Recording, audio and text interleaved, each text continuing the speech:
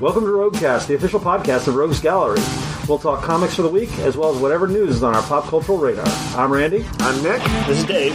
And now, on with the show.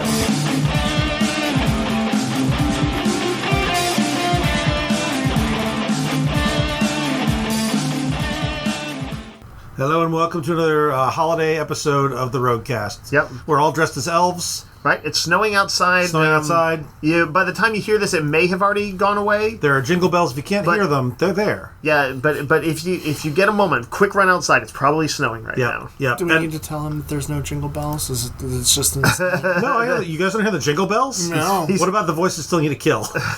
Oh, those I hear. Those I hear. We all work retail. We hear those voices. When you hear jingle bells, you smell toast. Yeah, it's all good. Yeah. Burning toast. Burning feathers. Yeah, burning toast is a Christmassy smell. I gotta go. Anyway, let's talk about games. Yeah, okay. We got some games in this week. It's we're leading up to Christmas time, and so a lot of companies are desperately putting out their games. Yep. Before, so but they're good games. It's not like desperate shit games. No, but they're rushing to get them out in time. They are. We got Spotted Spider-Man. Have you guys played Spotted at all? I've never, but I mean, they've had various different iterations. I have not. Like, how does it work? It's kind of like there's also a game Lunacy that is very similar. It's a real time game. There's little circular cards that have different symbols on them. And it's real time. So you're basically, if you see with the symbol, if you have that symbol on your card, yep. You match it. You say, oh, that symbol, and you grab it, and then you pull it, and then you match stuff on that card to the next one.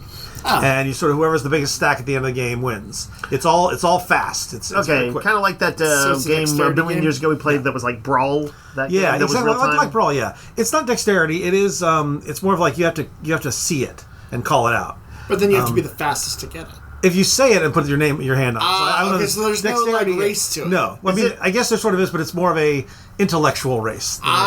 The person with the fastest hands. I'm smarter than you. So the kind of thing that Ozymandias probably played a lot of. Yeah. He's like, hey, Night Owl, you and Rorschach want to come over and play Spotted again? Yes. And they're like, no. But he really only played it with his cat. They do different versions. He was too fast. The original one has pictures of it's got scissors and a spider and this guy. Well, this is the versions they've done of various licenses. Sure. The Spider-Man one I saw it had Venom and Spider-Man and webs and some other stuff. Yeah, that's cool. These are fun. They're good if you have kids. They're good if you have a big group.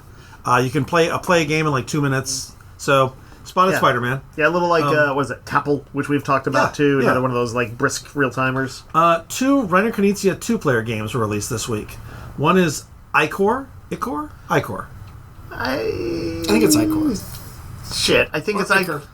Anyway, I think it's Icor 2. In that one of you controls the Greek gods, the other controls the Greek monsters. Yep.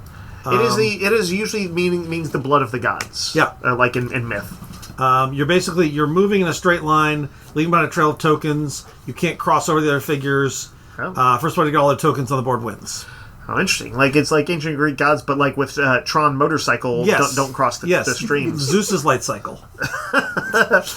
Would play. And then Ares get one of those tanks. The other one is Iliad, a tile placement game, also 2 players, based on the war. Nice. The Iliad War. Yeah. I think I saw that this one might have been a reskin of an existing game he had made. These may both be older games that have been remastered. But those are some fun sounding reskins. That sounds cool. Everdell, which is the popular game where it's a little forest community and you're building your communities, has a new game called Silverfrost. That is it's a new country. And you're trying to build. So it's got new cards. It's a standalone game. Does Silverfrost mean it's a snowy country? It is. You're trying to build your community before winter's fury approaches. Oh, and you want to kindle the beacons and call the big critters. Okay. Which could be people. I don't know what it is. That's interesting. But there's the additional essentials. There's a deluxe edition which has all fancy components. Yep. That kind of thing. Everdell's a very popular game. This looks like a fun new spin on it. Yeah. We got our next round of the blind box dice. Yes. These are the D&D Undermountain treasure boxes. Yeah. Each time you get one of these blind boxes, mystery boxes, you get a seven dice set You get a bag to keep them in with like some little design on it. Yep. And you get a cool coin that's generally like the coins of Waterdeep or one of the other, sometimes other D&D in-story stuff. There's currency or there's like inspiration tokens. This one has mimic coins. Mimic coins. They look like the Waterdeep coins, but they're mimics. Yeah, they're really cool. Yeah. If you get one of those, you actually will probably be killed by the mimic. It's true. I see that one of the possible coins is a rust monster coin. Oh, interesting. Rust monsters shouldn't have coins. They should be made of wood. It's to feed the rust monster. Oh, you feed rust monsters. Yeah, and it's also like they have egos. Is this like a D&D petting zoo? You go and pet the beholder. Yeah, like do you want to get some rust monster coins? You know what? You can't pet a displacer beast though, because you're always petting right to the right of it. It might be worse than like a Jurassic Park. I wouldn't. I would not go to a Forgotten Realms petting zoo. No, I think that's just a recipe for disaster. Who wants to pet the Flumph? I want to ride the Umber Hulk. You know what I mean? Oh, I do. You're always talking about it. You know what my favorite thing about the Umber Hulk is that it has crazy eyes. Yes. You look at its eyes and you're like, I don't feel so good. Yeah. The other kind of cool thing about this is the 1 millionth treasure pack is hidden inside the Undermountain Wave. Lucky fan who finds it will get a golden foil pack, exclusive prize bundle, and the chance to host a giant gold treasure pack reveal event at their favorite store. That's so crazy. If you find that, we get to do something cool here. So everybody, someone out there, find the 1 millionth pack. It's true. Yep. You can do it. And they also do just have, like, in addition to, like, all the basic ones are very cool. They have, like, dice with cool little color swirls and all, they're cool looking dice. Yep. But there are, like, rarities, like, stuff that's, like, kind of roughly, like, 1 in 25 or 1 in 100 dice will have this, or the big, like, 1 in 250, like, so there's cool stuff like There's that. UV light. Yeah. What? Yeah. What does that mean? Like, it's black light? Yep. Yeah, UV reactive. Dang. Yeah. Take that to your 60s D&D parlor. Hell yeah. And yeah, you get a dice bag, you get coin, you get dice. Like, at worst, you get a cool set of dice. So for $20, right? Yep, Something $20. like that. Oh, Yeah. there's a gelatinous cube set. I want that. There you go. Nick, you got to speak up because you may be muttering, and I'm not sure people are hearing you on That's the true. podcast. But a gelatinous cube dice sounds fun. It does. Galactus. Pathfinder has a new book for their second edition, the Draconic Codex. So this is their book about dragons. People like dragons. They do. Pathfinder dragons, Yes. though. That's cool. That's cool. Pathfinder lore is always cool, and although D&D inspired, they stake out their own lore and stuff, and I bet it's got some cool things. Yep. Marvel Champions has a new pack called Synthezoid Smackdown. 2 new scenarios featuring She-Hulk and Vision, Nice. who I forgot were on different sides of the Civil War. I guess that's why they're also pitted forgot against that, each but other. Yep. sure. So this is also to tie into the Civil War expansion. Yeah. But you don't have to have that to play that. But you can mix and match it with the Civil War expansion. As kind of like stoic and stuff as the Vision is, I think when he punches somebody, he should say Synthezoid Smackdown. He should. That should be his thing. Or that should be the special effect. When Synthezoid Thor Smackdown. does the crack-a-thoom, Yep. when Vision hits someone, it should say Synthezoid Smackdown. Yep. Yeah. Make it happen, Marvel. Yep. The Cosmere RPG. This is for the Stormlight Archives, the Brandon Sanderson fantasy world. Yep. This has got a bunch of stuff. There's a starter set. There is a handbook, which is the rule book. There's a world guide, which is just like the setting details. And then there is the Stonewalker's Adventure, a big hardcover adventure path for 1st through 8th level. So a lot of stuff right at the beginning. This was a Kickstarter. That's why it all comes out at the same time. But if you're a fan of that world, this is all done by, I think, Brotherwise Games. The guys do Boss Monster and a few other things. So it looks pretty good. It looks pretty good production. Nice. Kids in Capes, which is the next version of Kids on Bikes. Right, they did like Kids on Broomsticks, Yep. which was like their kind of. So Kids on Bikes is obviously like that sort of Stranger Things and It and all that sort of stuff RPG. Then Kids on Broomsticks was like Harry Potter type stuff, and now what is the new one? Kids in Capes. Kids in Capes, little young superhero So you teams. play Legion of Superheroes or New Mutants or Teen Titans. Man, that's cool. There's a long tradition of it. The G.I. Joe RPG has Hawk's Personnel Files, which is basically the character. It's like a character book for all the characters from the first 4 years of the cartoon, the comics, and the action figures. Arguably the kind of most vital years. Yeah, for sure. Of the franchise. And they use like art from some of the toy packaging, Yep. sometimes from comics and things too. But basically, it will stat out all your Joes with this one. It says it also has GM advice for running stories through some of the series.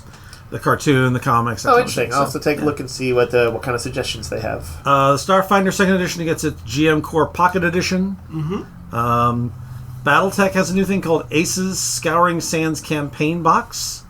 So this is it's basically a campaign. It's got miniatures, new cards for solo and co-op play. Okay. And basically it's about a I guess there's like the Jade Falcon, one of the Star Captain is like they're almost like the 300. They're like facing down the Elania Mercantile League.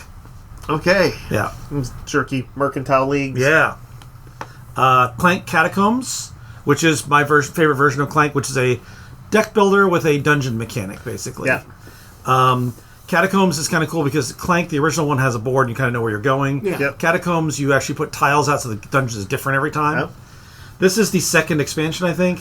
This is the Underworld. It adds a map, and it adds, like, you go down into the Underworld. There's actually there's a Cerebus that you have to deal with. There is treasures and that kind of thing. I've played with this, and it's a ton of fun. Clank is generally about getting the treasures and getting out without getting busted. Correct. Right? This encourages you to go even deeper to get better treasures. Okay. And possibly push your luck too far and get murdered. We got Sail, which is a two-player co-op trick-taking game. How does that work? I don't know. A 2-player co-op trick-taking game. Now, trick-taking co-op is the crew is a trick-taking co-op game for groups. All right. So that's how basically you are trying to avoid damage from the Kraken and reach the end of the dangerous deep. Cool. So it's pirate themed. Huh? So you're piloting a ship through dangerous waters. Exactly. Nice. We got the Kickstarter version of Formaggio, the standalone expansion to Fromage. So you can either mix and match it with Fromage or play it on its own. This is Italian cheeses.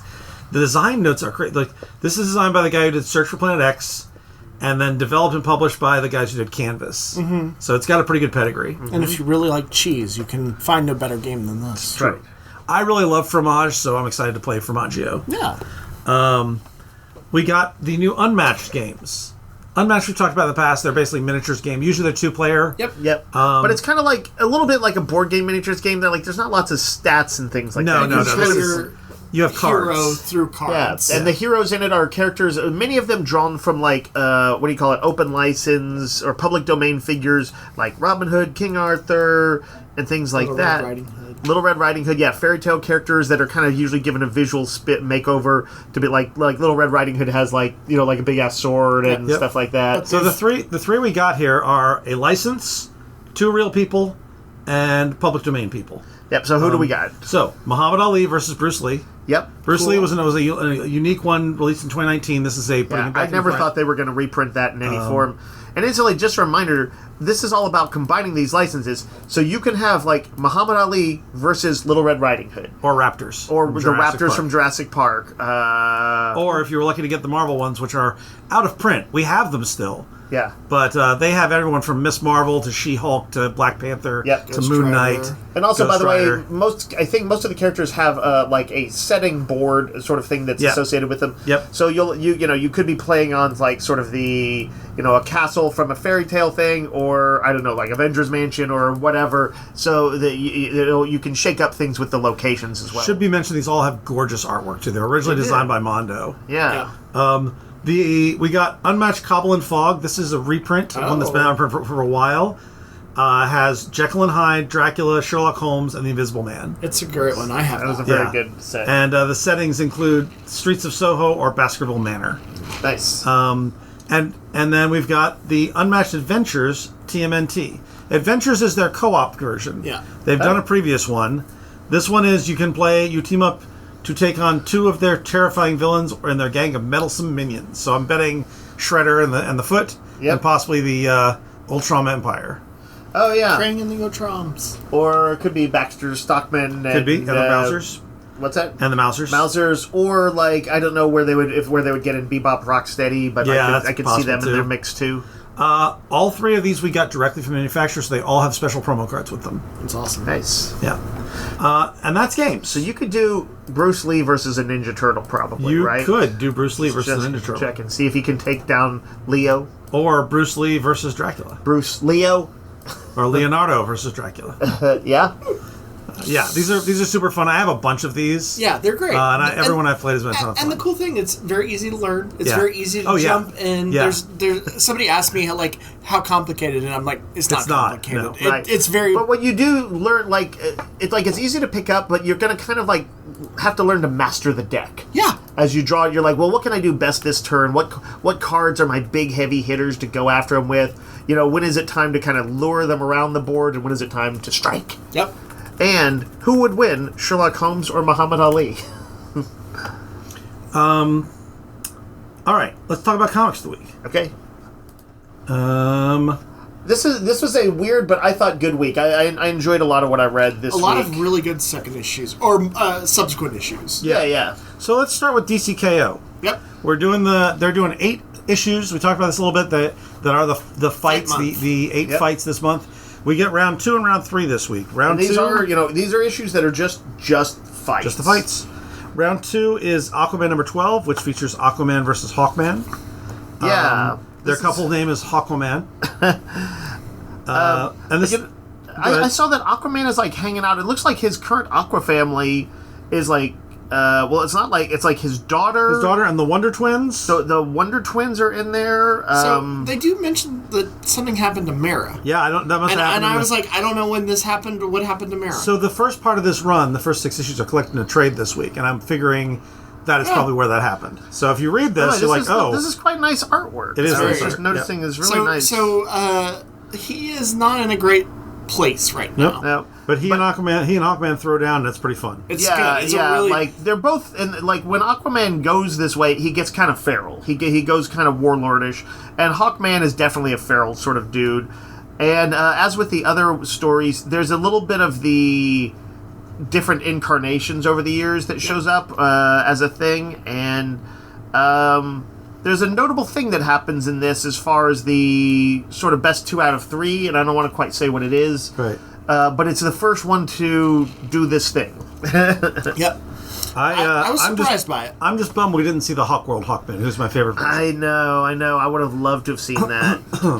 And then they are doing some specials as well. This is Wonder Woman versus Lobo, written by Joelle Jones with art by what's his name? That's really Jason Howard. That's really and good. Carrie Nord and Daniel Bayliss. Yep. I really like this. It's kind of goofy fun. It's about what I expected from Lobo. Yeah, it has a couple deep cuts for Lobo and Wonder Woman because they do not if in case you're wondering, are they going to kind of shrink away from sort of a woman getting in these kind of brutal punching matches? No, she gets beat up. Yep. No, they brutalize each other. This is this is stupid because there was a comic for it, but this feels like Injustice. It does. It feels like I'm playing the Injustice video game and kicking the shit out of people. And that there's the most trash talking. One of the player playing Lobo is the most trash talker ever. Oh yeah. Also, this one has, by the way, what I believe is in the first battle, the quickest KO the quickest round 1, and it's a brutal one. It is, and there is a.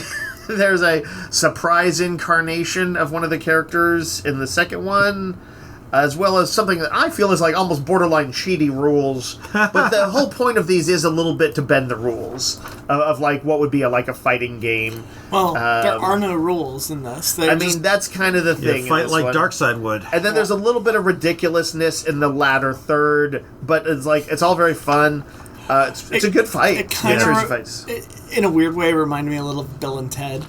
Yeah, you're not wrong. You're not wrong. But in the best way possible. Yeah. I was very entertained by this entire. I will just say that there is a lightning round sort of thing that happens of a bunch of little tournaments, and I'll just say what one of them is. It's called Galactic Slap Match. It's those slap fight things that people do. Yeah. And it's just a double page montage spread of crazy stuff. It's a ton of fun.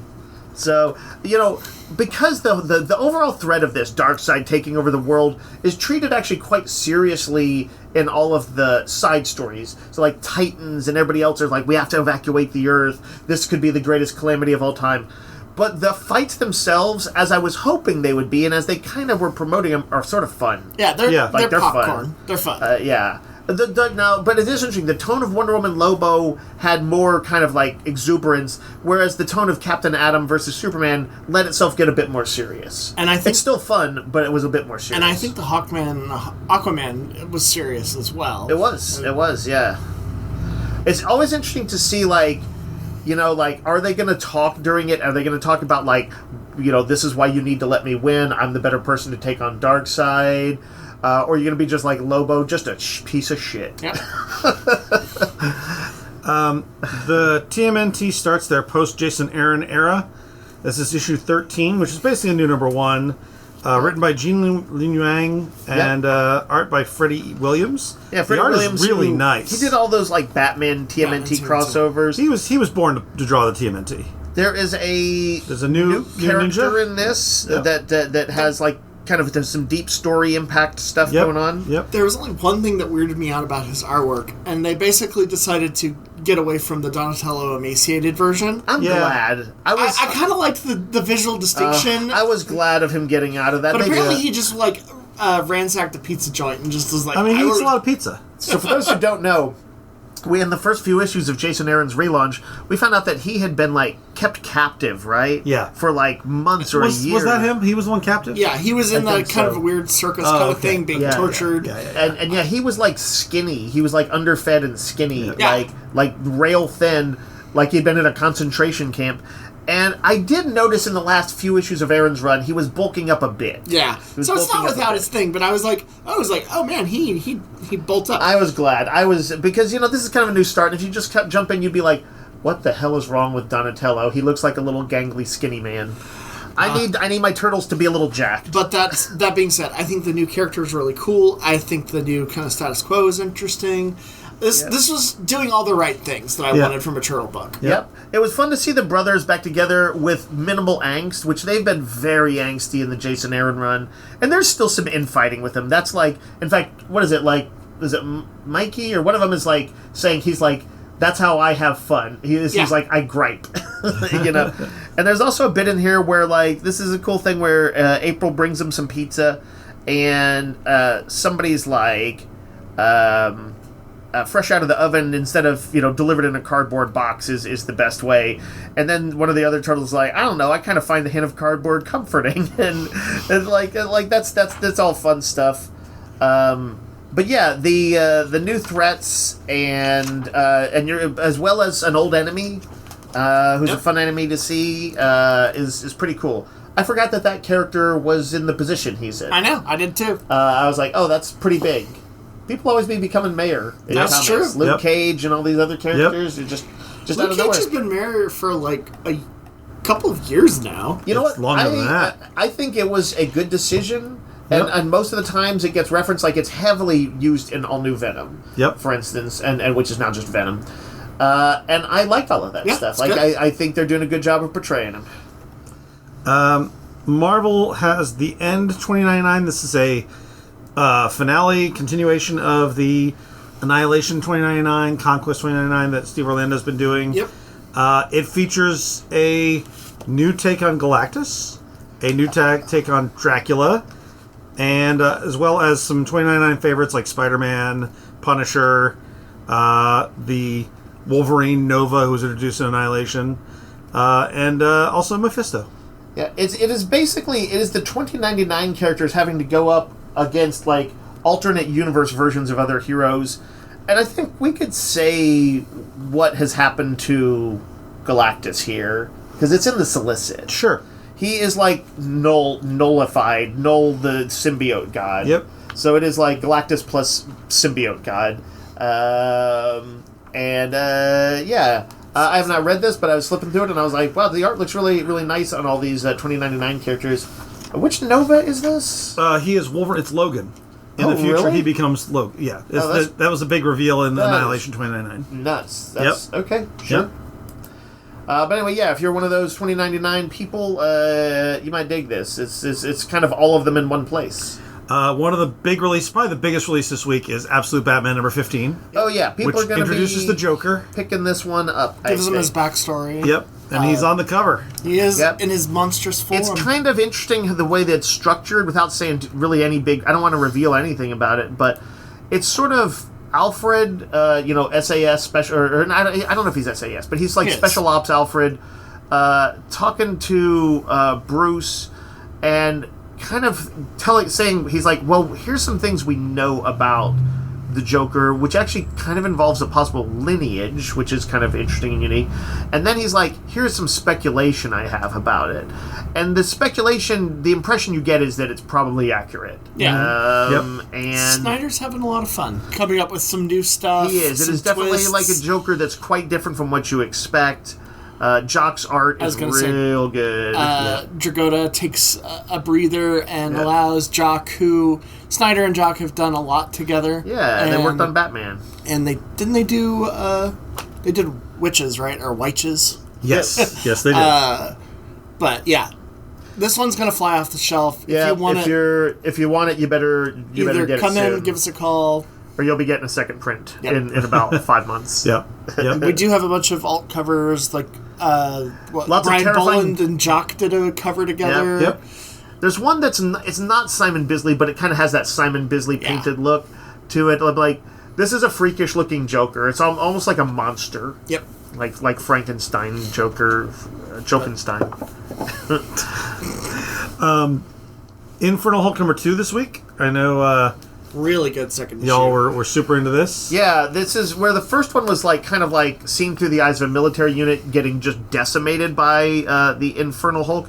This one, you see more of his machinations to...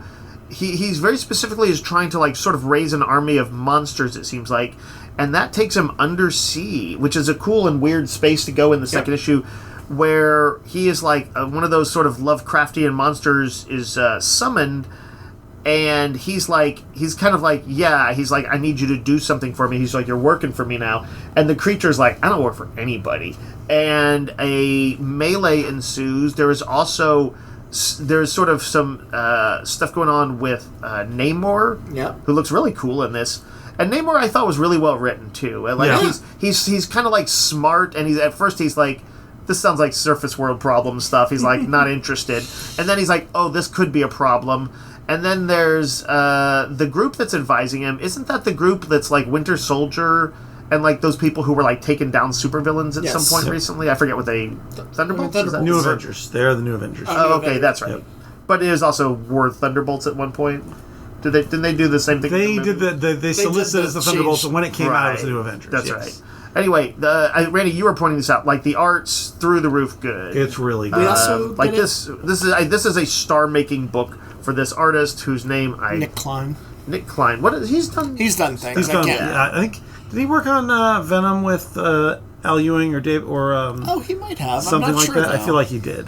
I will also say we get our more of a glimpse of what Banner is up to. Yes, and I was deeply amused by it. That was quite the swerve of tone. Yeah, I think so much so that they changed artists for it. I think with a lot of books that kind of catch my interest nowadays, it's the unpredictability of a book really kind of... It's kind of nice to not know what's going to happen in a Hulk. And this one I have no idea. No, even this issue is quite different from the previous one.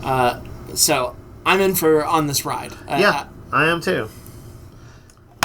Second issue of Nova Centurion. Yeah. This features a couple of big characters from Annihilation. I kind of need to go back and read Annihilation because I remember Conquest. Yeah. But I don't remember the original Annihilation all that well. And clearly some big stuff happened. Yeah, Ravenous. I think we can say one of the characters in it is what's her name? Oh, Cammy, who was this Earth girl who was kind of a little smart-ass Earth kid who ended up working with Drax the Destroyer. Yep. And then kind of was trained by him. And now she's this kind of top-notch bounty hunter, tracker type person. So she's in the mix. There's some characters who I didn't really know. Are some of these new characters? Some of them are new characters. There's a Ronan the Accuser type lady who's called Irkette the Sentencer. Who's tiny. Yes and no. I mean, she is short, but she's like a little armored halfling with a hammer. I'm just talking for an accuser. I'm like, you're tiny. Yeah, and I like it. I like the difference. It's visual fun. I have to say, I appreciated. I don't want to spoil this, but I appreciated that Nova did this thing. I was going to say it, but then I was like, no, I shouldn't. That was a nice little thing. It is like because of the nature of the rematch happening in the issue, it made sense with the story. And there's a new twist on the villain. He's got some new abilities, which I thought were interesting. Yeah, it's actually a really good fight sequence. McKay always finds a new take on things, and I appreciate that. I like even Richard Rider. In the setup to this, they're going to be going after this old threat with, as you said, some new stuff, and they've got like a sniper who's going. They're like, this guy is going to be a problem. So they've got a sniper set up with Cammy doing like the spotting for him, and they're talking. By the way, this guy is like a combat accountant, I believe, is how he designates himself. It's a fun designation. Idea. And Cammy's like, is that gun really going to take down this heavy hitter? Be like, is that gun going to take down Thanos or Ronan or whatever? Ronan the Accuser? He's like, probably not. Probably not. He's like, we're here to support role. We're here to distract. But what he actually ends up doing is pretty cool. Yeah, it is. There's a great little brouhaha. And we always get a world mine, a Richard Rider. It is important that you pay attention. You pay attention at this point, yes. What else we got, Randy? Ultimate Spider-Man number 23 is the... Is that penultimate? I believe. I was thinking 24 is the final one, right? Finale, yeah. We're coming up on all the kind of some big stuff happening there, yeah.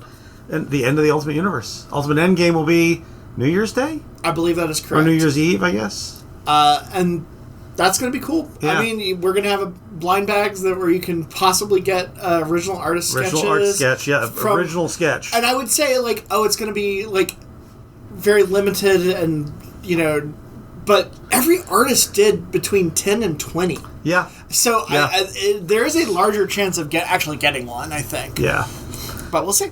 Supergirl number 8, which introduced a Silver Age trope in kind of a creepy, weird way. Which one? I kind of fell off this book, but you guys have been talking about it. It's really good. This is Sophie Campbell. She's not doing all the art anymore, which is kind of too bad. But the artist is really good. Super good. They brought in a really good replacement. I feel like she's bringing in people who kind of complement her style and themes. Yeah. So, Randy, you said creepy, but this is a Christmas story. It is also a Christmas story. And one of the things I liked about it is that it is Kara is down for Christmas. She's not feeling it, really. Yeah. And she's got her own sort of angst, and it's kind of multiple reasons, including the kind of creepy thing. But there's also something else going on, and her new kind of frenemy. What's her name? Something like that. Luminary is the superhero name, but Lesla. Her name is Lesla. But she's kind of been staying with Supergirl and her adopted parents, and is trying to do Christmassy things, and but now Supergirl, who's usually the kind of cheerful one, is I'm not feeling it. She's please stop trying, and it's frustrating her. And so I like when superhero comics kind of have this reflection of some real world, a little holiday melancholy. Yeah. But also, look how good this artwork is. Yeah. The coloring is amazing. I really like this book. And what's interesting is it's a complete 180 from the Supergirl we're going to get in the movies. It's true. In fact, the sequence in this that sets it up, the Silver Age thing, which I think, minor spoiler, has to do with a Supergirl robot. One of those very Silver Age tropes is... what was I going to say? What was I saying about that sequence? Just that it's very Silver Age. Yeah, so this is rooted in an era I don't really have an appreciation for. But because Sophie Campbell kind of does a bit of modern day lensing and stuff of it, and is sort of a little more thoughtful about some of those Silver Age things. Yeah, it's kind of fun. It's it does remind me in some ways of Grant Morrison's All-Star Superman, but it's a kind of a more cozy book than that. Like I was saying last time, it's in some ways it's a little bit of the stakes aren't super high in this, and tends to be these two girlfriends are kind of I just hope that they have a nice night. I hope they have a good Thanksgiving or whatever. Yeah, they're going to go fight a monster and stuff, but the main thing is, are they going to be able to make the dinner, and stuff. Yeah. It's weird. I would almost compare it to the experience I had reading Archie comics when I was younger. Yeah. It's they're surprisingly good and involving, but they're not heavy. Right. Yeah. Somebody once observed that the problems that they have in Archie comics are the problems you wish you had as a kid. Yeah. And there's a little bit of like, these are the problems you might wish you had if you were a superhero. Like, oh, you're going to have an adventure, you're going to fight a monster from space and stuff like that. But at the end of the day, you're going to go home and have like a holiday dinner with the folks or something like that. And or they went out like to the goth club in one issue, which was spectacular. The fourth of 6 issues of Children of the Round Table, Tom Taylor's book about Children of the Round Table. Yep, modern day kids who are getting the weapons and communing with the ancient heroes. And then a little bit of Hasbro adventure. Transformers gets an issue this week, and G.I. Joe Real American Hero gets an issue this week. Yep. I think we're all liking Kirkman and Dan Mora's Transformers so far. Yep. Yeah, this was a lot of a lot happens. There was a spotlight on a lot of Transformers who don't get the spotlight as much. Right, yeah. The big thing is a lot of new Thundercracker, the Decepticon, one of the Decepticon plane guys. Yep. Has the roots of this do go back to the old series, but basically he is considering the Autobots' offer to join, and this follows some of that. And there's a bunch of characters like you don't tend to see a lot of, like some new bots are coming online. Brawn and Trailbreaker. Jetfire shows up again. Bulkhead, a version of him from the animated series. And I feel like this is the best art I've seen from Dan Mora on the book. Yeah, it's really good. I was worried about a G.I. Joe character in this because I thought they were going to do a certain thing with him. Yeah. And this one kind of confirms that they're not. Yeah. And I was very happy about that. He's a little different than I expect from the original run. Yep. But he reminds me of kind of like a Sarge Steele or something along those lines. Right. A slightly ends justify the means guy, but maybe not a scumbag. But still a good guy. Yep. So I was very happy with that. Yep. G.I. Joe Real American Hero, did you read this one this week, Dave? I did. I continue to enjoy. I just stepped in and I haven't read most of the series. There's a lot going on in this one too. It jumps around like Cobra lost Springfield to Destro's troops. Right. Sure. And Cobra Commander, the big thing in this is he's trying to sort of rally his top tier leaders. Yep. He's like, we're not as sunk as it might look like we are. He's like, we have hidden assets. And it's even like very specific. Like he goes in and he says, Destro's forces never discovered the secret hangar underneath the hidden airstrip on the north side of town. He's like, there's 2 squadrons of Rattlers, a squadron each of Mamba's Liquidators and Fang 2s. And he like goes through like the stuff that they have going on. And basically he's like, you guys who back my play now, you're going to all be top tier Cobra leadership. And so Firefly and Scrap Iron and stuff like that sounds like they're being offered leadership positions. Yeah. It's interesting. There's basically like 4-page stories in this as he jumps around between. There's also the Cobra, then there's a Dreadnoks at a bar in Daytona Beach, which shows Zartan being kind of a badass. Yep. Then they go to Castle Destro in Scotland, where we see, I guess, this area is kind of like Doomstat, basically. Yeah, that's the energy from Doomstat from Marvel Comics.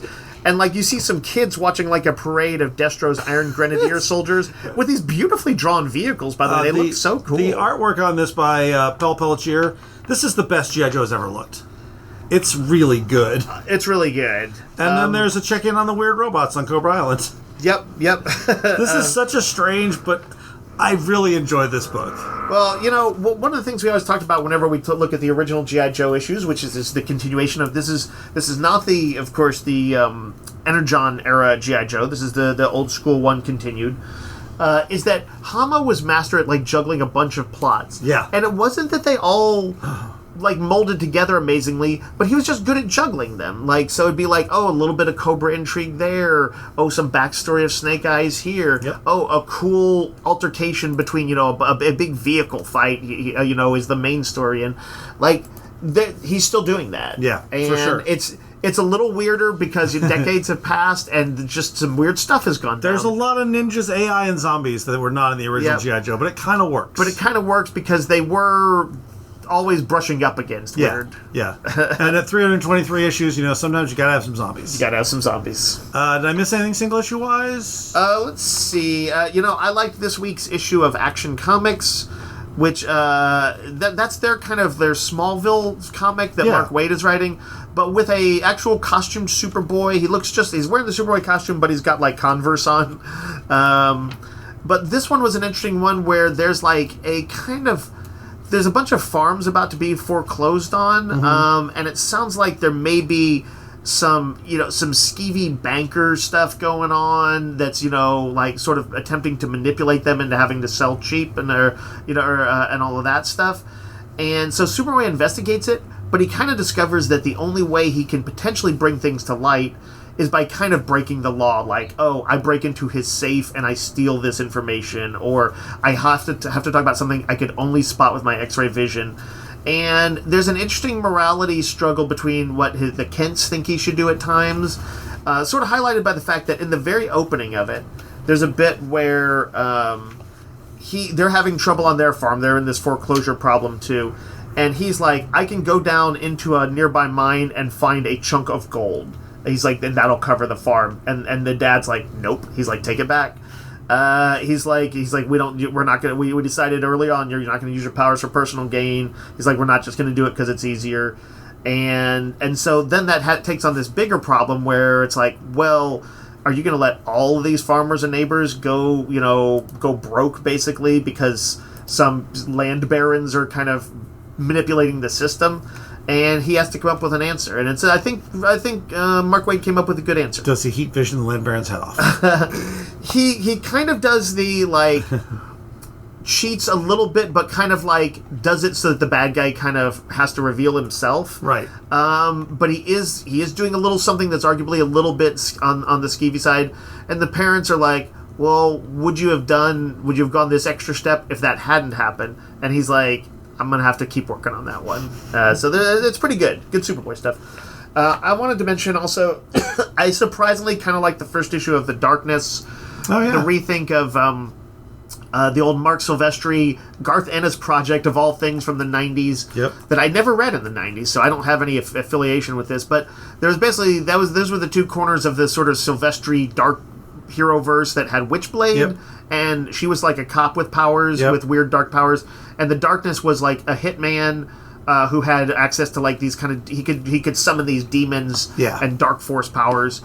And that is the case in this. He's like a 21-year-old hitman who I don't know what in this is original and what is new to it, but it's kind of fun, a fun trashy supernatural book. I kind of enjoyed it. It's got a little bit of that Vertigo stuff where there's angels and demons, but also hitmen and stuff. Sure. But you know what? I'm gonna give it a loose recommendation. Nick, any other single issues? All right. Some trades this week, notably, Absolute Green Lantern gets its hardcover and softcover collection. Yep. These have been selling really fast. We're trying to keep them in, but like Absolute Flash, our Absolute Martian Manhunter is gone. We're trying to get it back from another distributor. Yep. But if you want it, grab it now. Amazing Spider-Man Volume 1, this is the first collection of the Joe Kelly run, which is the current book. Aquaman Volume 1, we talked a little bit about that. That's the current run of that as well. Yep. Lone Wolf and Cub, the sort of legendary manga, gets a big hardcover sort of in the same format as Berserk and Blade of the Immortal. Blade of the Immortal, yeah. These are... when they previously reprinted them, they were in like little tiny size. Yeah. This is going to let the art really breathe. I'm kind of glad they're doing this. It is some of the best classic manga art you are going to see. Yep.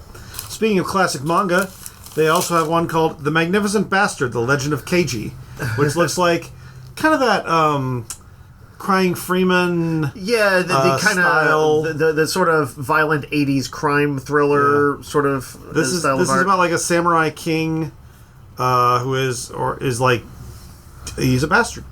Oh, well, it happens. It happens. Yeah. He is tall, handsome, and deadly, and revels in his own taste of beauty, whether it be slaying men on the battlefield or carousing with courtesans in the pleasure district. I relate. Yeah, me too. Then we've got the Marvel Team-Up Omnibus Volume 1. This is the classic Marvel Team-Up stuff. So, Spider-Man plus somebody. Right. Probably starting from the 70s? Yes. They always had this. They're just like, I believe Paladin, one of my favorite D-list characters, first showed up in World 2. For people who don't know, Paladin is like a sort of a mercenary with a heart of gold. Yep. But he was a guy who had kind of like a little armored suit and a laser blaster kind of gun, or what was it? It's like a laser pistol. It's like a stun gun. Yeah.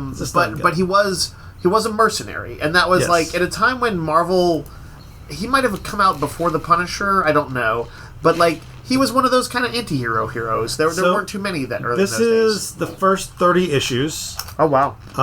As well as a couple other issues. So it's got Human Torch, X-Men, Vision, The Thing, Thor, the Cat, who will become Hellcat. Oh, Iron Man, plus a bunch of other people. So Spider-Man teaming up with a whole bunch of people. Nice. I have a fondness for these. I don't think I've read all of them, but I'm definitely tempted by this omnibus. Then we got the Spectactular Spider-Man This Monster Treasury Edition. It's a big oversized treasury of Stan Lee and Sal Buscema, the original Spectacular Spider-Man. Right. And this is one that has some black and white artwork, or all black and white? Some black, about half is black and white. Like the oversized Marvel magazines of the 70s, it's like this very beautiful artwork. Because there's also some... Is it Sal Buscema? But is it also John Buscema involved? I couldn't remember. I thought it was just Sal Buscema. Maybe so. But I think some pretty strong work from him. And it has that half-tone artwork or watercolor black and white. Yep. So like ink washes. It looks really cool. So yeah, if you're looking for some classic Marvel Bronze Age, I guess. Yep. All right. That's it for comics. Let's take a break, and then we're going to come back and talk about some trailers and some news.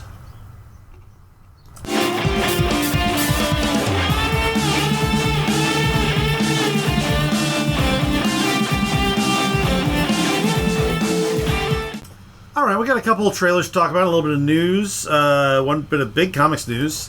Let's start with the trailers. Okay. We see the trailer for The Boys' final season. Yep. I assume, Nick, are you caught up on The Boys? Yeah. Okay. And Dave, you've not seen any of it? Never seen it.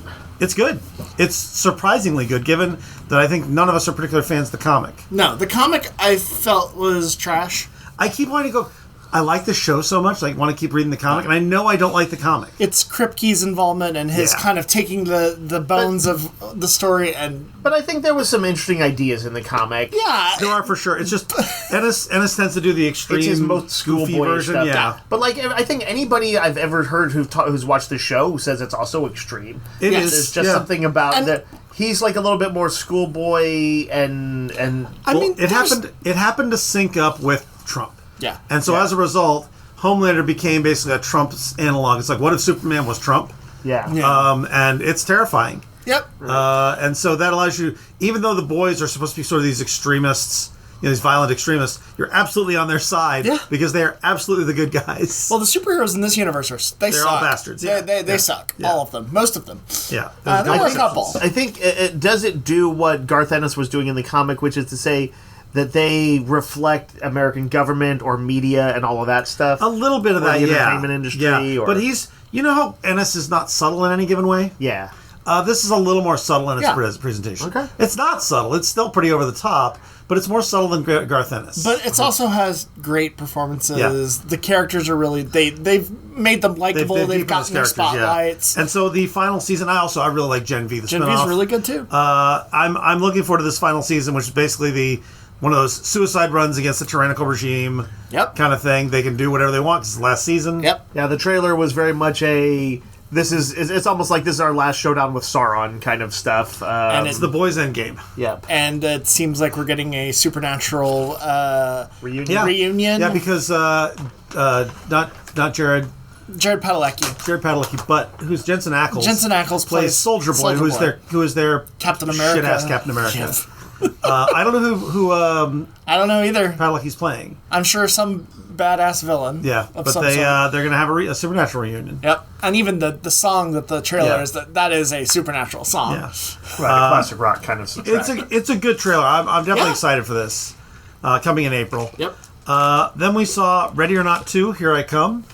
I loved Ready or Not. It's the guys who did also the second Scream trilogy, basically. Let's remind people real quick what the premise of Ready or Not was. Ready or Not was a bride discovers on her wedding night, or just after? Just after. Their wedding night. It's their wedding night. This family... She's marrying into a super wealthy family. They own games. They board game publishers, board game publishers. Yeah, it'd be like if her husband was heir to the Parker Brothers industry or whatever. And basically the night of, you roll a dice and you play whatever game it comes up with. If it happens to come up for hide and seek... You're hunted through the mansion by the family. Yeah, you're hunted. And this comes up. Samara Weaving is our lead. Love Samara Weaving. The first movie is just a blast. It's got great stuff with Andy McDowell and Henry Czerny. Yes. Yeah. Some also just really good, just fun stuff. This one, the trailer seems to allude that it's like right from the end of that movie. Yeah, she finds out that's not just a family thing. Apparently, it's all the wealthy families. Yep. And now she's being hunted by numerous families. And also, she found out that there was like a sort of supernatural component. Yes. Like they do this to appease some dark gods. Some demon. Yeah. A little bit like if you've seen Cabin in the Woods and stuff like that. Yep. The new families include people like Sarah Michelle Gellar. Yep. Batmanuel.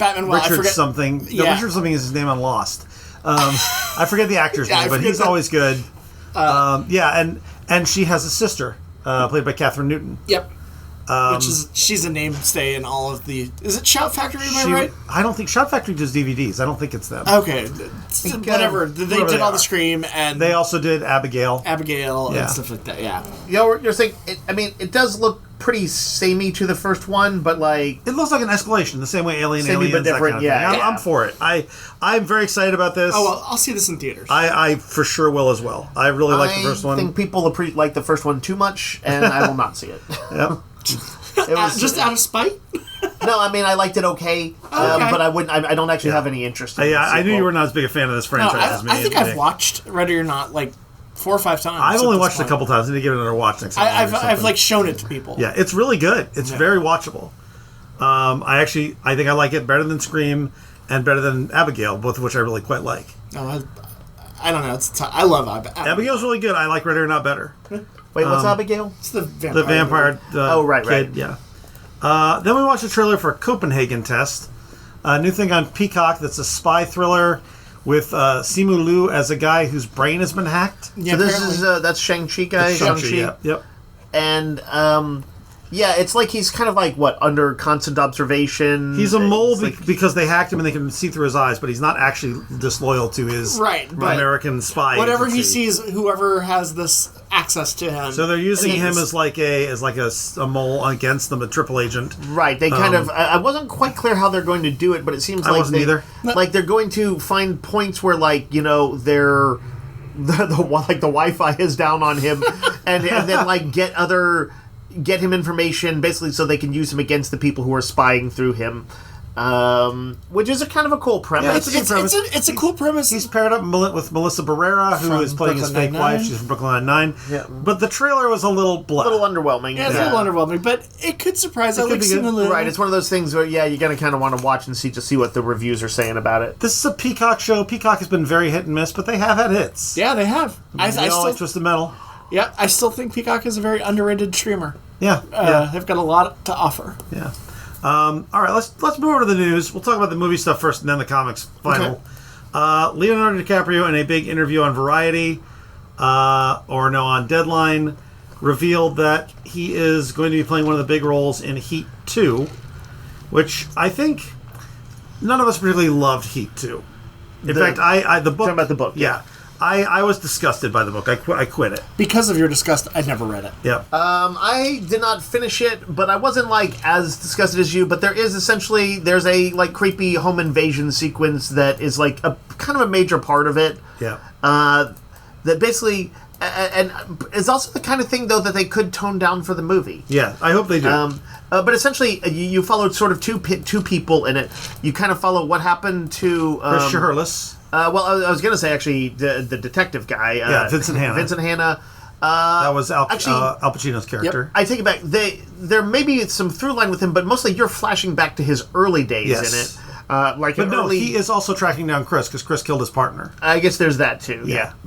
And then there's kind of Chris basically goes on the run, uses the money he's got to kind of get out of there. He was shot during the big shootout, he's very injured. So it takes him months to recover, or even a year.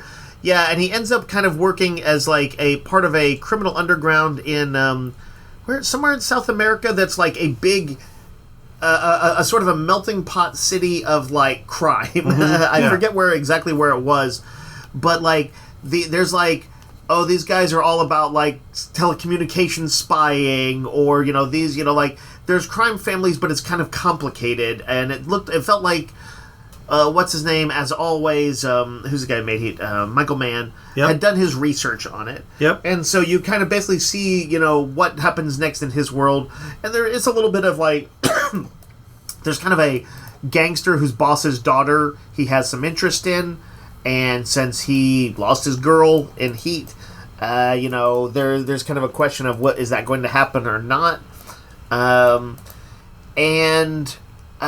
with the announcement that Leonardo DiCaprio is in it, here's the interesting thing. I feel like he almost has to be playing Chris. No, here's the thing. In this interview, yeah, they ask him. He's like you probably wouldn't. You would have told me if you wanted to know me to know. They're talking about. So he is either going to play Vincent Hanna or Christian Hurlis, and they have not decided yet. Interesting. Now, I think he's better cast as Chris. Yes. But I don't know. Let's say I'm trying to think if he had, if they darkened his hair and they had him kind of. I don't quite see him being able to channel Pacino. Now the thing is, Pacino's probably still going to be in this, right? If they're doing the older part, maybe the older part, but maybe not. I don't know. It's been a long. But they time can't do Val Kilmer because Val Kilmer's dead. Because it is meant to be really just in the next 2-3 years after Heat, you're right. And it's been 25 years. It's a little weird. I don't know. Michael Mann is just going to do CGI and de-aging. He's a practical effects guy. I'm pretty sure he won't. I don't know that I believe. I think Leonardo DiCaprio playing Chris makes a certain amount of sense. I can sort of see it. I don't know who they're going to get to play Pacino as that character. That was a very Pacino performance. Yeah. I don't know who you get to replace You know how, this is not who I'm necessarily suggesting, but you know how, oh my god, dude who played the Hulk in the first Hulk. No, first Hulk. Eric Bana. Nope. No. You're talking about Edward Norton. Edward Norton. Yep. You know how he's got that intensity, right? He's a great actor and he can do intense. Once upon a time, I would have said, he could probably play a Pacino-type role. Yep. Play a version of him at some age.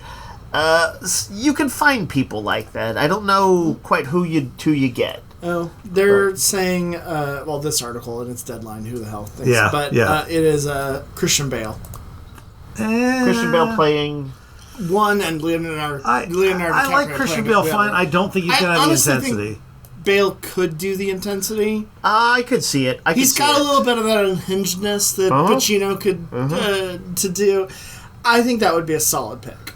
Yeah. That's interesting. They definitely need. They're looking to get somebody with some anchor it with some star power. It seems like, for sure, because he would be more. He plays more cop than thief. Yeah, I think it's gonna be really hard. I didn't like the book. I don't think they should do a sequel. I'm pretty sure this is gonna suck. Michael Mann has 7,000 pages of stuff. You know what? I don't see there's any way that it sucks. I do. I think it could be not great. I think it could be good but meandery or uninspired or whatever. Yeah. But has Michael Mann made a sucky movie? Yeah. Yeah, for sure. He has. There's some that people just a lot of people haven't seen. I haven't seen his one that he did that was Ali.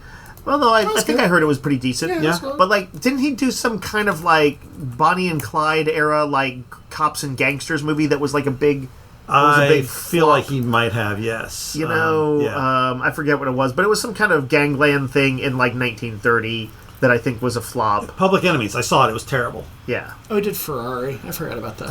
I really hated Public Enemies. I saw that in the theater. Yeah. Yes, he has definitely had flops. Yeah. He did that Tokyo Vice TV series. What is the last thing really he did in modern times? Ferrari in 2023.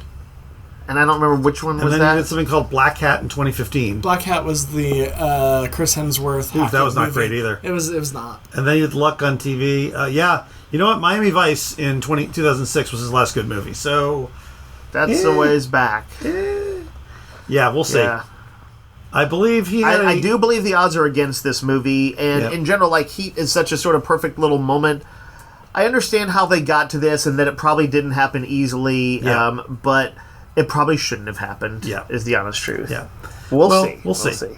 Daniel Kaluuya, he who plays Spider-Punk, says that there is a Spider-Punk animated movie in development. Now, this to me sounds like one of these. An actor said something, and we reported it, and I don't believe it's happening.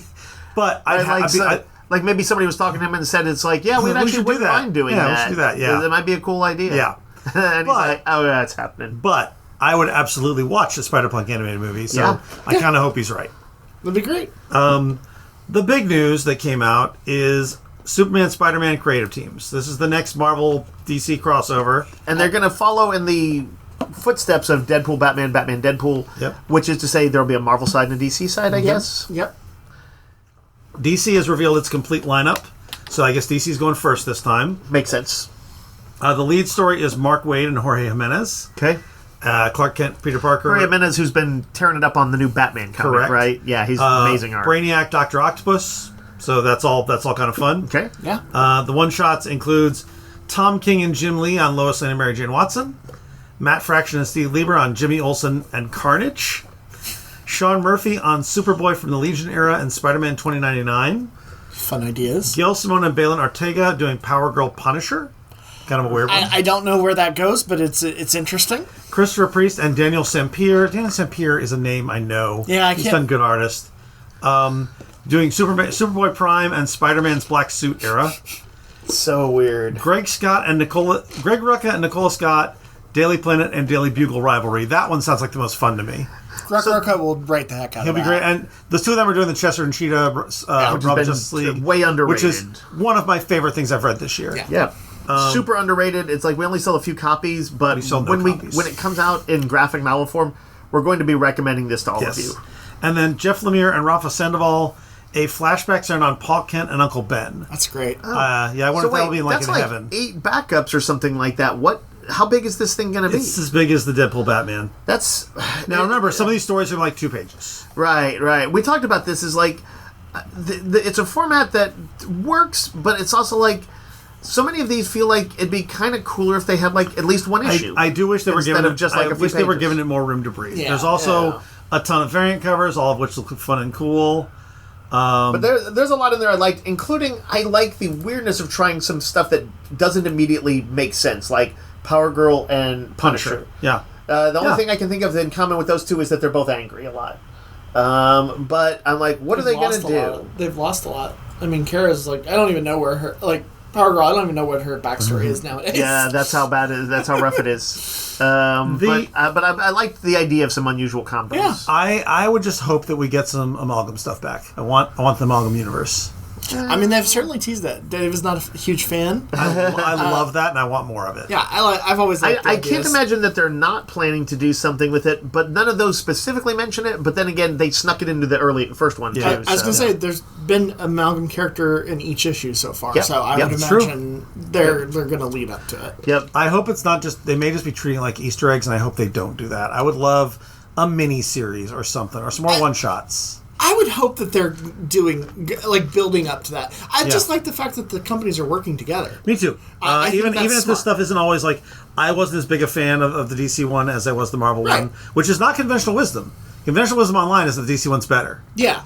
It's just Morrison went very Morrison. Very weird with it, and I was like, I'm not sure if that was the best turn for us. Right. It turns out maybe for other people, it was great. Yeah. Let me ask you this real quick for an Amalgam question. Yep. Is there an obvious person to combine with Squirrel Girl?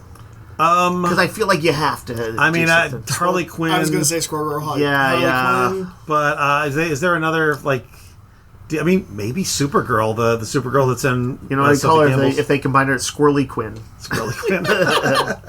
I don't know. I mean, I'm sure there's some character in Birds of Prey as well. I don't know DC's... I'm just I'm trying to imagine the weird thing where they do, she was like, I was treating patients in Arkham and doing experiments with squirrels to on their mental state win. It could be a lot of fun. I think something like that could be a lot of fun, and, they could run with it. All right, let's talk about... We went and saw a movie as a staff. We all went. because Dave ran an RPG that was Five Nights at Freddy's flavored. Yep. Yes. Yep. I mean, it wasn't just flavored. It was Five Nights at Freddy's. Freddy's. Yes. Yep. Yeah. And so we went and saw Five Nights at Freddy's 2, or FNAF 2. Yep. For those in the know. If you're one of the cool kids. Now this is a franchise that's interesting because like none of us had any particular attachment to it. I played one of the games before I ran the RPG, like a tabletop RPG, using the Dread system, by the way, the little indie horror thing that we sell here, and I've run a great system. run often. System, it uses a Jenga tower, very fun, gets suspenseful. And I had always kind of liked the idea of Five Nights at Freddy's, the kind of like, haunted Chuck E. Cheese, that whole the basic lore of it, which I know became like increasingly convoluted, but kind of in maybe fun ways as the games went along. And with a lot of these things, it's captured the heart of children who have grown into adults, and now scream at movie theaters. It enjoys yeah. So I think we all kind of like the first one. It's a fun kind of campy horror movie for kids. Yep. And very over the top. Very over the top, but also in some ways a little more subtle than you would expect. Yeah. And like there's a story. So I have no fondness at all for Five Nights at Freddy's, but their world building and all that stuff was pretty good. I was like, this is kind of fun. Yeah. And so here we are in the second one, and the dude who in the first one, who's like, he's basically had become caretaker of his younger sister, basically as a parent to her. She was quite young, and a year kind of ish has passed, a year or two. And since they had their terrifying experience and they found out about these haunted animatronics and stuff like that, and they're trying to move past it. But already there's like some convoluted lore because like the daughter of the bad guy in this is she was in like a coma, but she's come out of it, and there's kind of a romance between them. But she's still got secrets in her life. Yep. And it's, some of those come to fruition. Some of those come to fruition. And meanwhile, his young sister, who again he's basically like a parent to, she's struggling in school, specifically in a science class. There's a science fair coming up. Man, there's science, and the over-the-top science teacher played by Wayne Knight from Seinfeld and Jurassic Park. He's like a real dick. He's this super mean teacher who like is like, if you're not helping us win the competition, you're out. He's obsessed with winning the science fair and does not give a crap about his students' feelings. And this girl who actually bonded with this sort of Five Nights animatronics in the first one because they were the ghosts of like children in it, and they played with her and they were her friends for a time when they weren't being scary. She wants to build a robotics thing recreate one of them, which will eventually lead her when she has her weird speak and spell thing that she gets. That's an old Five Nights at Freddy's kind of speak and spell little thing, and it starts talking to her, and it's like, "We need your help. Come back." She's like, "Oh, maybe I could actually, instead of building a robot, I could bring one of them." And so, and meanwhile, there is a scheme running by a mysterious person at who brings in some like ghost hunters to look into one of the Five Nights places. I thought the first movie did such a good job of like they had the greedy people who got in and came in and got murdered by the animatronics. Right, they were the ones who were supposed to trash the place. So you don't feel bad when the animatronics are murdering them. No, I didn't feel super bad. The ghost hunters, when they introduced the ghost hunters, I was like, oh, these are our sacrificial lambs, and that's 100% what they were. Yeah. They just come in and get murdered by... You will learn... They are so that, like, kind of like good people... Not too many good people get killed by the animatronics, but some skeevy people definitely. I will say, they introduced a new animatronic that I was not aware of. It's really creepy. It's creepy. The marionette. What is it? The marionette. Yeah. And this is from, like, a sort of a point in the games that I know little about, but I know was introduced early on. Yeah. And one of our staffers, she kind of knows the lore really well and has played the games and has watched videos and stuff like that. And I know that she had a good time and like also has theories about it because there's enough plot elements and dangling like little plot threads here and there that you can be like, oh, I wonder if this will lead into this. But what she said was that they are, taking their inspiration from the games, but they're building out the lore as its own thing. Not unlike Marvel movies are their own thing, separate from the comics. That helps that the original writer is involved in this. Kind of getting to kind of rethink it a little bit. Right. And also... But I think they're to do stuff that they know will please the fans, which we'll get to the way we interacted with that in just a second. Yeah. This also has a lot of, like, YouTubers involved. A lot of like. So if you've ever been this won't go to our audience, but pretend. I don't know if you've ever taken someone in your life who does not understand Marvel comics to the Marvel movies, right? And the experience of like being in a Marvel movie and not knowing, like there's the famous meme about the ending is like, oh, and here's Blorko, and right, and you just don't know. You just don't know. Yeah. But you can kind of have fun enjoying everyone else's enjoyment. Right, like anybody, even if you don't know how big a thing it is that Captain America like picked up Thor's hammer, you can tell from the audience. You can tell from the audience. Yep. And we had got that experience. Yep. We did not know why, but the character appeared on the screen, and the audience we were with, they went berserk. They erupted in applause and cheers. Yep. And we were like, what? This cab driver shows up. At least he's in the first movie, but like cab driver shows up and they all hoot and holler. I guess he's some YouTuber or something. Right, he's probably, I think he does some of the most popular or the most popular Five Nights at Freddy's YouTube videos. Also, the audience, usually I think all of us are people who are like, hey, when you go to the movie theater, shut up. Right. This was an exception. We had a group that was either behind us or in front of us, or maybe both. Yeah. And they were talking back to the screen. Yes. Like when one of the characters did something, like he was kind of like being a jerk, and they're like, "How about a thank you?" And it was hilarious. Yes, it was like their Rocky Horror Show for like It was the proper environment. It improved my experience. Yes, 100%. For sure.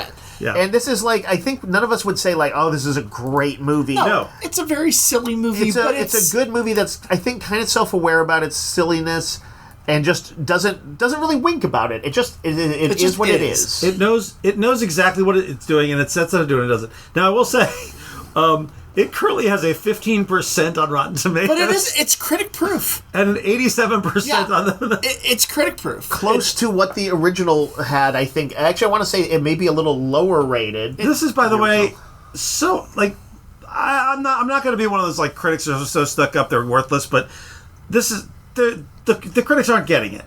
Right. Like, 15%, there's no way this movie is a 15% movie. This movie is better than any Avatar movie that James I haven't Cameron's rated made. it because I forgot, but I think I'd probably give it like 2.5 to 3 stars. Like a 3 star. It's a solid 5. Yeah. It does what it does what it sets out to do well enough. It's also, not super smart, but it's not super dumb. And we also get a Skeet Ulrich, Matthew Lillard. Yep. The animatronics are cool. There's a bunch of funny stuff. A lot of times, just watching the animatronics like narrow their eyes or look at somebody like "You're next" is like very entertaining. And there was some genuine laughs. Yep. I mean, they're probably enhanced, but those looked practical. The Jim Henson Company made the original one. They looked great. They made all the new ones too. Yeah, the new kind of upgraded versions are really cool, but it was nice to see the older ones as well. Yeah, it was cool. What I was saying was that it's like a movie that, if you kind of let yourself go with the flow and enjoy the kind of campy cheesiness, and you're like knowing full well that the story's going to be a little weirdly convoluted, that sometimes the characters are not going to make like necessarily clearly organic decisions. Right. They're just, oh, well, we need this to happen for the plot. It's a little awkward and a little video gamey even at times. Yeah. But like if you let yourself kind of roll with it, it's pretty fun. If you cannot do that, you will not like it. Also, they were clearly setting up for a third movie here, unapologetically. I mean, and we will probably get that because this movie did $63 million. Yeah. Which is I don't know what its budget is, but I believe it is. It is a. Well, it is. The first one was the highest-grossing Blumhouse movie, right? This was a record. It's the biggest opening ever for the weekend after Thanksgiving. Yeah. Against Zootopia 2, by the way, which is a very well reviewed movie. Doing well. Is not doing badly either, but it had its first weekend the week before. Yep. And suddenly, out of nowhere, Freddie Fazbear comes and hamstrings it. Yeah, like Tanya Harding. So their budget. So they made. It's probably a little bit expensive. They made $109 million, counting global totals. The production budget was $36 million before marketing. So this was huge. This is more successful than any Marvel movie has been in like 10 years. Yeah. Well, also, it's a female director. Oh, that's interesting. That's interesting. And the other thing is, it's even though it's light horror, it's kind of kid-friendly horror. It's this is a thing that horror movies do. They come in with a low budget. They sometimes are incredibly popular, and they can make their budget over many, many, many times. Jason Blum is not stupid. I really enjoyed this more than I expected to. Yeah. Yeah. I'm looking forward to a third one. Yeah. I'm glad it's doing well. I'm puzzled by how it's doing so well, but I'm not, because this property is beloved. Yeah. I mean, it literally has so many fans. What I was saying is, like, in addition to, I think kids like the lore, Yeah. and the games have, just from what I've gathered, just enough ambiguity that you can kind of say, like, oh, I have a theory that this guy is actually, the long-lost co-founder of the Fazbear thing. And you're like, oh, well, there's just enough evidence that could work, or it may not be. But it's kind of fun because everybody gets to kind of come up with their own theories. yeah. Like, when did the game come out? I don't know. I think it's like 12 or 15 years ago, the original I one. was looking it up. I can't. They've done a lot of them. 2014. Okay, so it was actually only about 11 years ago. That's crazy that it's such ingrained in the, like, kind of consciousness. It's not the exact same thing, but it's a little bit like the Goosebumps books were to the kids of the 90s. Is like, I think if you were a kid of a certain age in this, like, you either were playing Five Nights at Freddy's, or if your mom and dad wouldn't let you, you were probably watching your friends play and reading about it online and looking up all the lore. Is there, what, like 10 games? It's something like that, yeah. Yeah, there's a lot. It's crazy. And there's one guy who is like the kind of driving force behind most of them, and who also works on the movies. And I think that the fans kind of appreciate. This is a weird thing to say, but the sort of integrity of it. He's he has a vision. He's and also I think part of the reason is that kids are drawn to like theme park type characters and cartoon characters.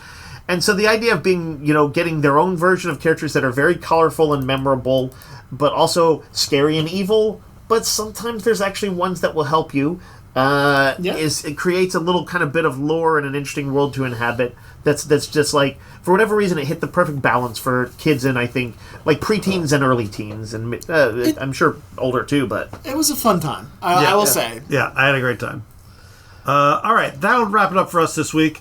We will be back next week with more, and just to let everybody a heads up that we may take a couple weeks off because during the holidays because of crazy holiday. Like it's going to be. But if we can, Christmas, we will. Christmas Eve and New Year's Eve. Very likely, we'll not have a podcast on those days. But well, if we can, we will. Yeah. If not, have a great Christmas. No, we'll do it next week. Okay, We got one more. Yeah. All right. I still want them to have a great Christmas, though. No, you can't wish that till next week. Oh, okay. I rescinded. I hope you have a terrible... Those wishes... I hope you have the worst Christmas ever. Those wishes expire. Oh, okay. Yeah. They'll get a rancid wish. Yes. You don't want a sloppy, moldy Christmas. Oh no. All right. That's it for us. Until next time. Yo, Joe. Roguecast is a weekly podcast broadcast from Rogues Gallery Comics and Games in Round Rock, Texas. You can find us online on Facebook and at www.roguesgallerytx.com and email us comments or questions at roguesgallerytx@gmail.com. Thanks for listening.